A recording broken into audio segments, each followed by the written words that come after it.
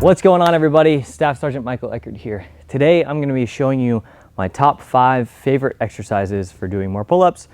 Let's get into it. So number 5 on my list is lat pull-downs, but not just any other lat pull-down.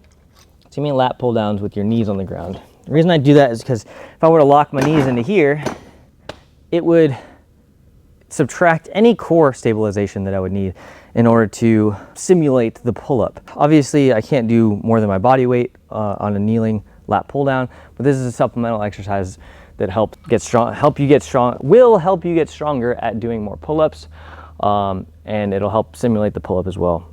So it's just a regular lat pull down, but your knees are on the ground instead of locked in, and I'm kind of flexing my core at the same time as I pull down to help simulate the same core stabilization that I would need in order to successfully do a free hanging pull-up.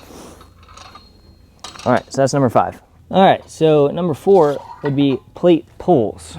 A plate pull is a bent over row, sort of, but you're pulling with a plate instead of a dumbbell or anything like that. The reason this is so great is because it helps isolate your brachioradialis and your bicep, but it also uses your finger in a ledge position rather than a wrapped around position. And I don't know, it's just a feeling of it. I've done these for so long. These really hit the spot when it comes to working out or stimulating the muscles involved in doing a pull-up. Try this. Do like 15 on one side, 15 on the other side, and you'll be feeling pretty good. And just sprinkle those into your workout every once in a while. So that's number 4. All right. So number 3 is very similar to number 4 in the sense that you want to sprinkle these into your workout. This alone will not get you better at pull-ups, but it'll help isolate the same muscle groups that are involved in a pull-up. When I hold the weight here out in front of me, these are plate rotation twists, or whatever you want to call them, trunk twists, but I'm holding it here, right, at a 90 degree away from my body, so I'm not using my body as support. I'm holding it here. It's stabilizing and working out all the muscles in my back.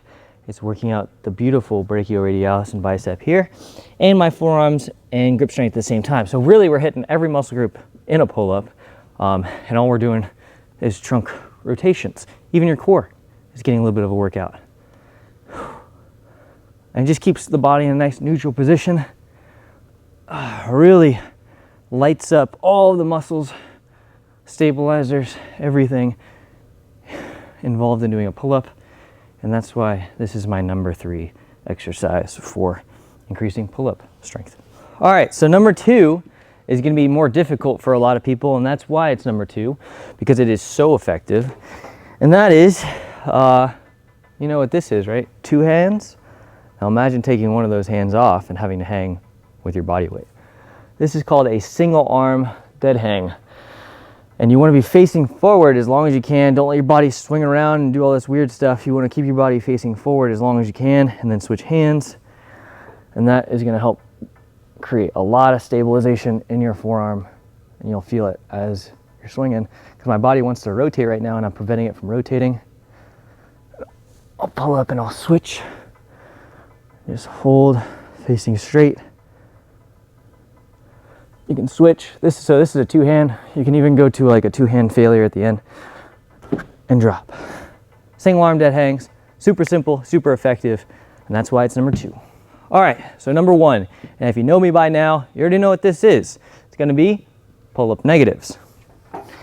Get up on top of whatever platform I have. Obviously, a little bit more of a distance I need to go in order to get my chin above the bar, so I'm just gonna overcompensate, or I could set up one of these bars here, but I'm not gonna do that. I'm just gonna jump up, hold my chin above the bar.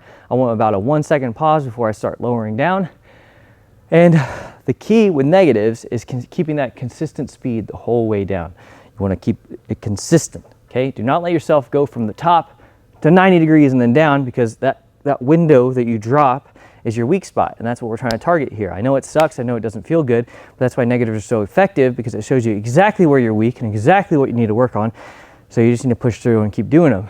So negatives are my number 1. We're gonna be jumping up, hold, lower down. 5, 6, 7. I always tell people to try to aim for 7 for 7, all the way down. And negatives are my number one. All you need is a pull-up bar and a little bit of determination, and negatives will skyrocket your pull-up numbers. You just need to be able to push through and focus on where your weaknesses are. Nobody likes knowing where their weaknesses are, but this does a really good job revealing that. So work on them, use them to your advantage, and that's all I got for you today. Hope you enjoy.